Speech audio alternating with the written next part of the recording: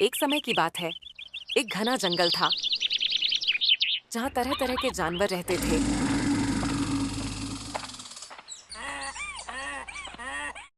उस जंगल का राजा था एक शक्तिशाली शेर जिसका नाम था वीरभद्र। शेर के गुस्से और ताकत से पूरा जंगल डरता था। वह अक्सर अपने मनोरंजन के लिए दूसरे जानवरों का शिकार करता और कभी-कभी बिना भूख के भी जानवरों को मार डालता। उसी जंगल में एक लोमड़ी रहती थी जिसका नाम था चंचला। वह अत्यंत चतुर, समझदार और बातों की मास्टर थी।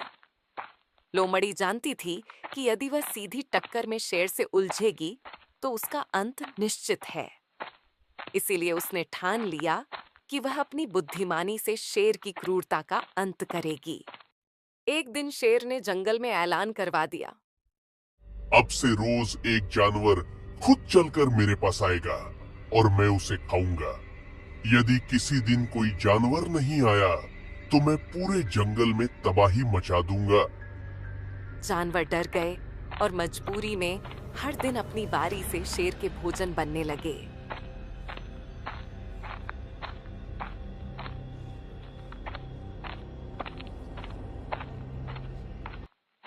जब चंचला की बारी आई तो उसने एक योजना बनाई।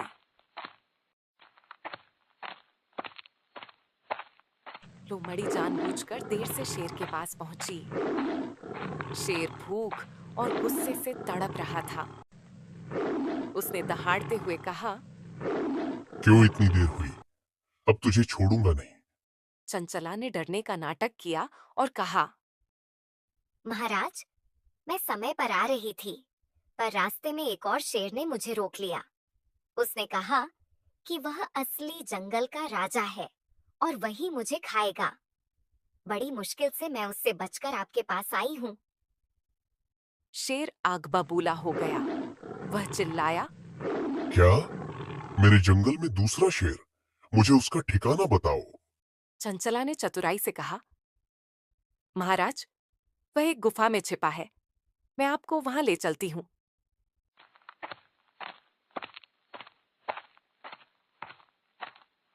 लोमड़ी शेर को एक बड़ी गुफा के पास ले गई।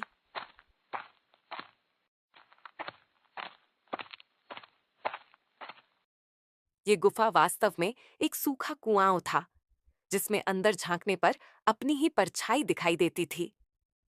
चंचला ने इशारा किया, महाराज, वही है वह दूसरा शेर। शेर ने जैसे ही कुएं में झांका, उसे अपनी ही परछाई दिखी। उसने समझा कि दूसरा शेर उसे घूर रहा है। क्रोध में आकर वह दहाड़ा, पर भीतर से भी दहाड़ की गूंज आई। शेर को लगा कि वह दूसरा शेर भी उसे चुनौती दे रहा है।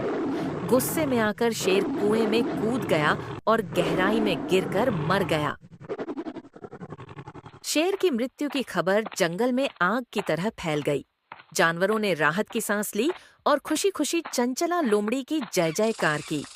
चंचला ने न केवल खुद को बचाया, बल्कि पूरे जंगल को शेर के आतंक से मुक्ति दिला दी। सीख, शिक्षा, बल से नहीं, बुद्धि से बड़ी समस्या हल की जा सकती है। संकट में घबराने के बजाय सूझबूझ से काम लेना चाहिए। जो दूसरों का अनावश्यक शोषण करता है, उसका अंत भी निश्चित होता है। अत्यधिक अहंकार और क्रोध व्यक्ति को विनाश की ओर ले जाता है।